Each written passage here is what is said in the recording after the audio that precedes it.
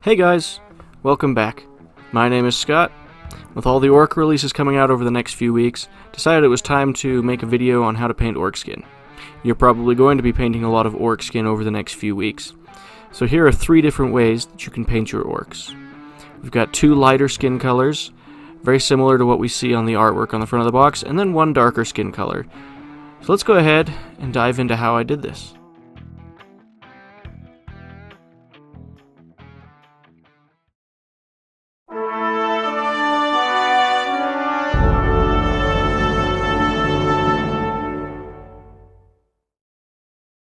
Let's go ahead and dive into our first Ork Skin recipe.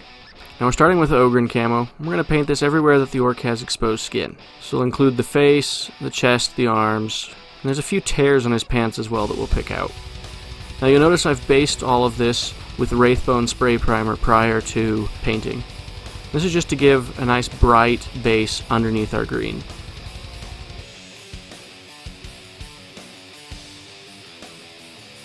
Once the Ogryn Camo is dried, we're going to use Tan Green. We're going to shade this all over the flesh. You can go as heavy or as light as you'd like at this point. But be careful around the face not to let too much of the shade pool up in the eyes or in any of the other details across the model that you don't want to fill up with that shade.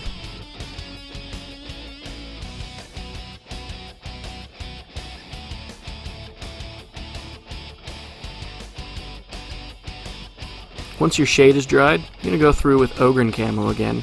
We're going to pick out all the raised surfaces of the muscles. And you're doing this as more of a glaze, so this is a thinned down layer of paint. You might have to do a couple coats of this, but you're just focusing on picking out all the most raised edges, anywhere that the light might catch on this model. This is going to give definition to the muscles.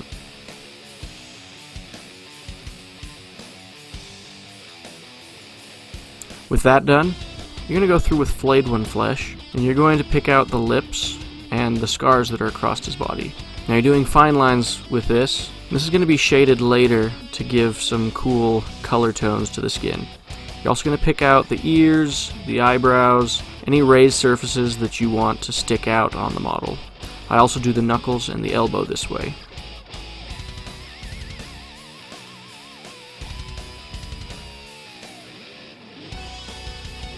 With that all done, we're going to go through with Contrast Volupus Pink. We've diluted this down with a bit of water. We're going to put this on the lips and on any of the scars that are across the Ork's body. This is going to give a pink, purple, swollen tone to those areas that you put this on. It's going to look really good on the scars. If you don't like the lips, you can go ahead and leave them in the previous color we did. Now it's time to start on our second recipe. Now for this we're going to start with Rakarth Flesh. We're going to paint this all over the skin of the model, anywhere that there's tears in his pants. And like before, be careful not to let this pool in the face details.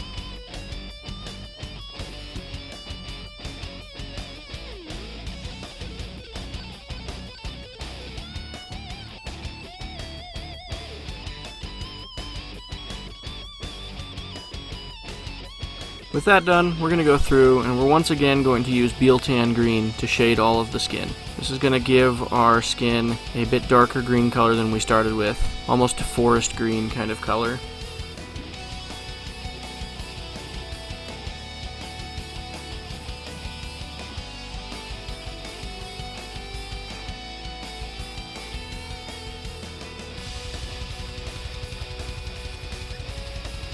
Once we've allowed that shade to dry, we're going to go through with Rakarth Flesh, and just like before, we're going to pick out all the raised surfaces.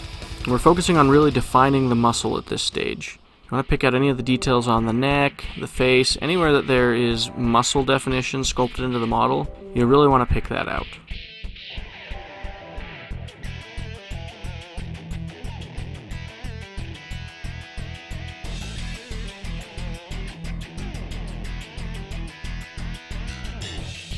Now we're going to take Rakarth Flesh. We're going to pick out the lips of this model, as well as any of the scars and raised edges that we want to highlight. On this particular model, we're going to focus on anywhere that he has prosthetic limbs.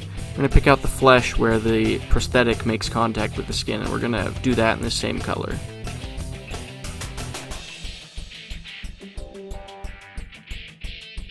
Now we're going to take Contrast Volupus Pink again. We're going to pick out the lips just like we did on the other model. Now, in my opinion, this color complements the Volupus pink a lot better than the previous Ork skin. The scars, just for whatever reason, just look better with this shade of green, which is slightly darker than the first technique we used.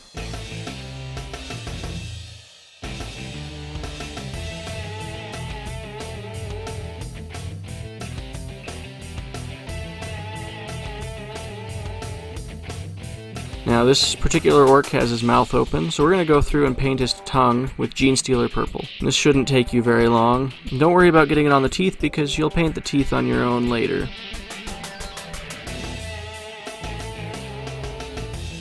Once that paint's dried, we're going to take the contrast Volupus pink and we're once again going to just shade it all over the tongue.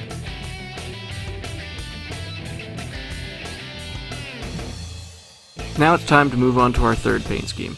For this one we're using Waaagh Flesh. This is a much darker, more forest green color. Now I've always been told that the older and more veteran an orc becomes, the darker green their skin becomes, and they start to get hints of tan and brown scattered throughout their skin as well. I don't know if that's canon, but that's what I've always been told.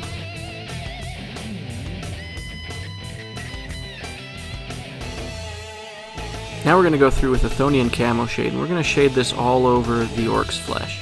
Now be aware, if you allow the Athonian Camoshade to pool up too much, it does have a tendency to separate, and the result is a kind of crusty white finish that you get in the spots where it's pooled the most heavily. Now this can be good because it can contribute to the more worn effect on his skin, but it can also be annoying, so adjust the thickness of your paint according to your own preferences.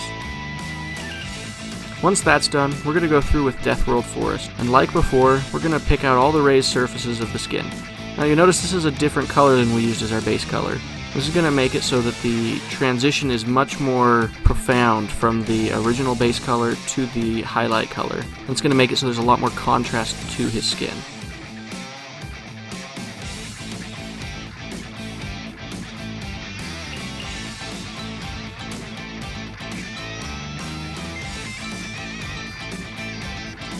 Now we've chosen to highlight all the scars with Morghast Bone on this model. We'll do this on the lips as well. Now, I did find that I didn't really like the way the lips looked on this model when I did them with the brown, or the Morghast Bone.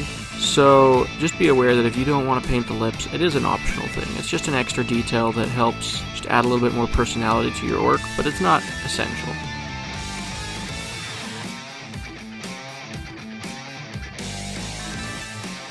Now we're going to go through and we're going to shade the scars and the lips with contrast Volupus pink. Now we've watered this down. You don't want to put this on straight out of the pot because it'll kind of take over the color a little too much. But if you water it down, it gives us the look that we want.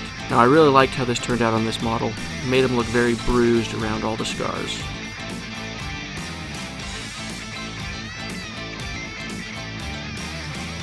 Now we're going to go through and paint the tongue using Genestealer Purple, just as we did on the other model. And once again, don't be worried about getting any paint on the teeth, because you're going to pick those out with a different color later on anyway.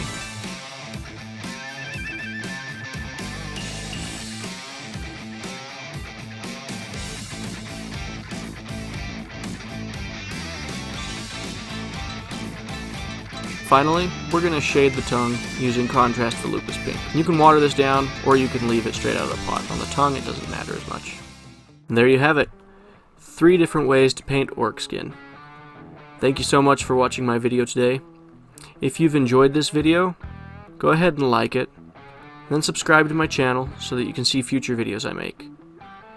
And then go ahead and comment below and let me know if there are specific techniques or models or color schemes that you'd like me to paint in future videos. As always, have a great day, and we'll see you next time.